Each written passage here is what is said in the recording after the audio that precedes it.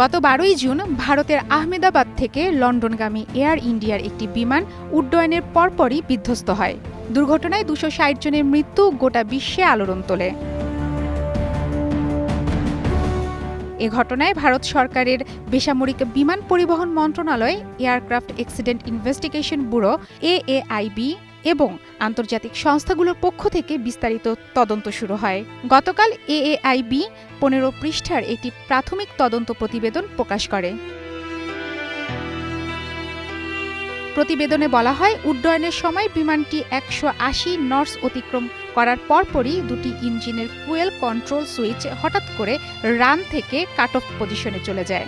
ইঞ্জিনে জ্বালানি সরবরাহ বন্ধ হয়ে যাওয়ার কারণে বোয়িং 787 ড্রিমলাইনারটির গতি দ্রুত কমা শুরু হয় এবং নিচের দিকে নামতে থাকে।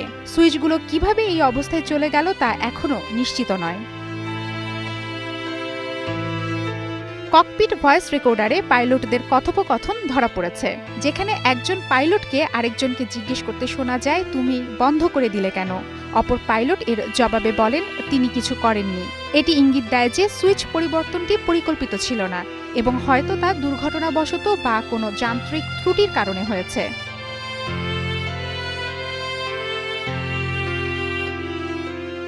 বিমানটির পাইলট ছিলেন সুমিত সাভারওয়াল, যার আকাশে ওড়ার অভিজ্ঞতা 15,000 ঘণ্টা।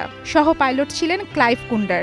দুজনেরই বিস্তর অভিজ্ঞতা থাকলেও বিভ্রান্তিটি কেন ঘটল সেটি এখন তদন্তের মূল প্রশ্ন।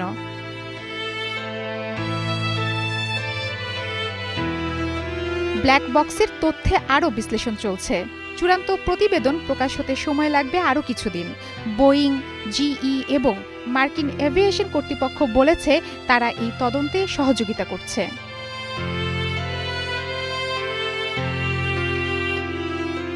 এই দুর্ঘটনাটি শুধু একটি বিমান নয়, কেঁপে উঠেছে ভারতের বিমান নিরাপত্তা ব্যবস্থাও।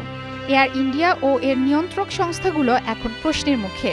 ভারতের বড় ব্যবসায়ী গোষ্ঠী টাটা 2022 সালে সরকারের কাছ থেকে এয়ার ইন্ডিয়াকে কিনে নেয়ার পর এই দুর্ঘটনা তাদের পুনর্গঠনের প্রচেষ্টায় বড় ধাক্কা হিসেবে দেখা হচ্ছে। মারফুয়াতুন রুচি, স্টার নিউজ।